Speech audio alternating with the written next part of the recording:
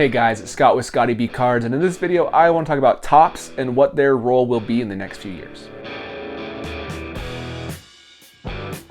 So Topps, I owe them a small apology. I decided to make a little video about it, but I also want to discuss a little bit about the state of the hobby, but on top of that, kind of just discuss whether now is a good time to get into sports cards or not. So the first thing, Topps, I try to be very in the middle, not trying to be too critical either way, be relatively moderate, but I made a statement talking about Topps, how they've been pulling rookies and holding them for the next year. It turns out that's not actually Topps' fault. That's the Players Association. The Players Association is actually the ones that really hold these rookies back for the next year, and I'm assuming because they benefit off of card sales as well, and they don't want it to be confusing. So Topps, I apologize. I don't know if anyone at Topps actually watches these videos because, it's not that big of a channel, but if you do, I'm sorry. But aside from that, I now want to discuss Topps' role in the hobby. Topps was sold to Fanatics, which I think is a really good thing for the hobby, only because it allows Topps to maintain the baseball license. This is something that's been really important for the history of sports cards, especially baseball, and I'm glad it's going to maintain that same license. And on top of that, with Fanatics, there's some rumors and some concerns about them printing like crazy, and I think they are going to print like crazy, but I also think Fanatics has a very long-term approach on their investment. They want to be smart and not completely devalue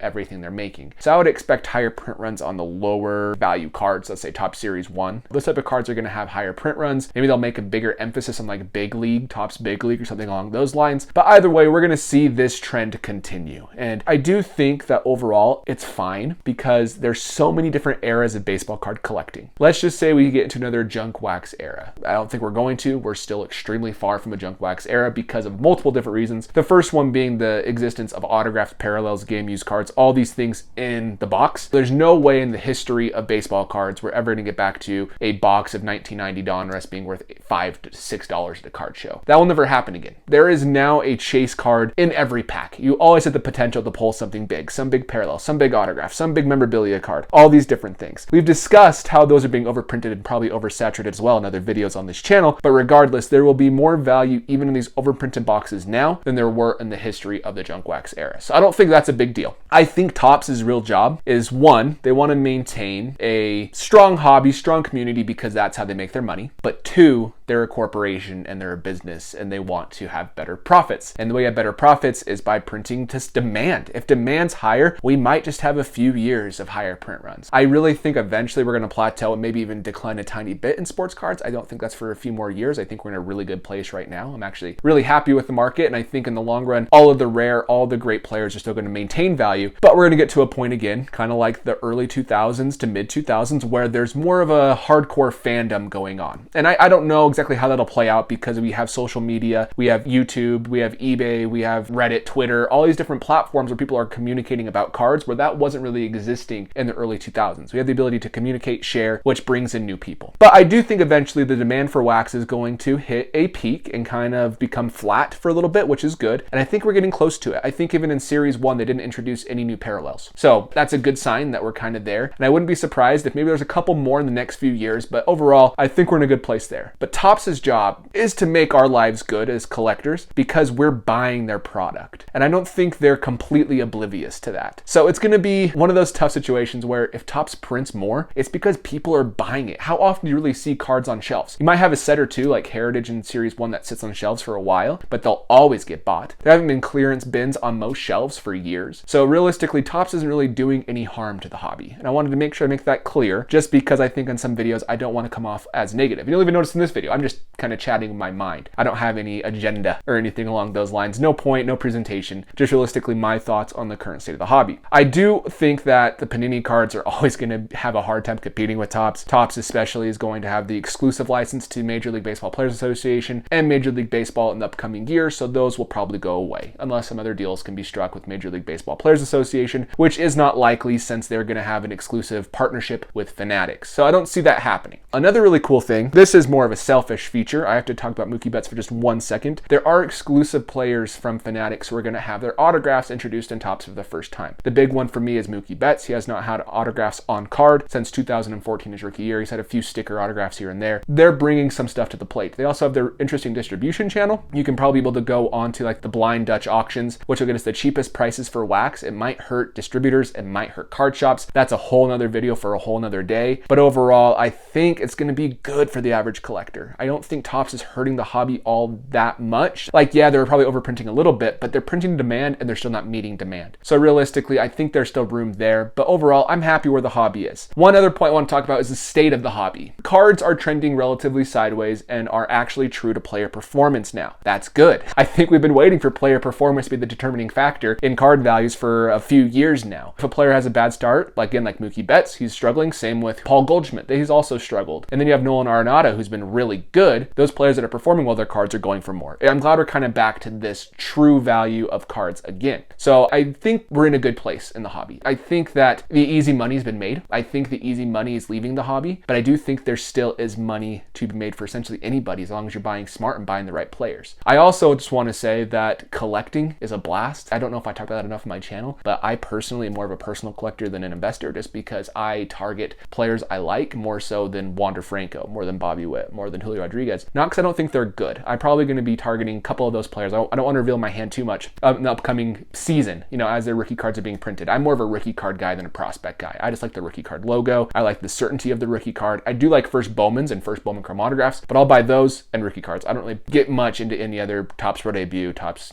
none of that stuff. But either way, it's going to be an interesting year. This year is big for Topps. This year is big for the hobby, and I don't think the sports card market's in a bad place. After my last video where I discussed all the different parallels being introduced, all the different sets being introduced, I had some people comment saying, man, I was thinking about getting back in the hobby, but this video kind of made me realize maybe I shouldn't. No, you should. The hobby's great. And the thing about the hobby right now is you have such different eras. You have vintage. You have like the modern vintage, I would say, like the 90s to the early 2000s. Not really modern vintage, but kind of my classification for it. Then you have the 2000s, the 2010s, and now you have ultra modern. They're all such different eras. Even if you enter the hobby right now, you can make money in every literal era. It's possible. You just have to do your own research and know what you're buying. But realistically, we're here to collect. We're here to have fun. So if you want to get in the hobby, don't enter thinking that I'm going to become a millionaire in cardboard. It's not going to happen. You might eventually. It's not a get rich quick scheme anymore. There's times where that might not necessarily be true because this hobby is not regulated and it's easy to manipulate the markets. But overall, I think the hobby itself is going to be a true hobby. The true value will be there with a few sprinkled in shield auctions and a little bit of manipulation. So if you're considering it, it's such a good time. Don't join because I made a video discussing the parallels. I still hold true to what I said in those videos with buying the right sets and buying the right cards, especially for your PC players and especially if you're trying to invest. But cards are fun. That's what they're made for. They're supposed to be, their original origin was just to kind of keep the tobacco firm back in the early 1910s and even the 1800s. It was more of a method to sell tobacco and bubblegum more than ever was about baseball cards. So anyways, that's just my thoughts. So Topps, I just want to say I'm sorry if I made it sound like you were doing something wrong. I think you're doing fine, if not great right now. And I hope that the Players Association allows you to have rookie cards in these sets. I'm pretty sure they will. CJ Abrams, Julio Rodriguez, and Bobby Witt all have Topps Now cards with rookie logos on them. So everybody, that's news. There will be rookie cards of those players for sure in the year 2022. Other than that, thank you for watching. A little bit different video than normal. I never really just share my personal thoughts about what I'm actually thinking in the moment. Most of the time it's more of a presentation. If you enjoy this type of video where it's more of just my thoughts, let me know in the comments below, traditional podcast style. Other than that, I'll see you guys in the next video.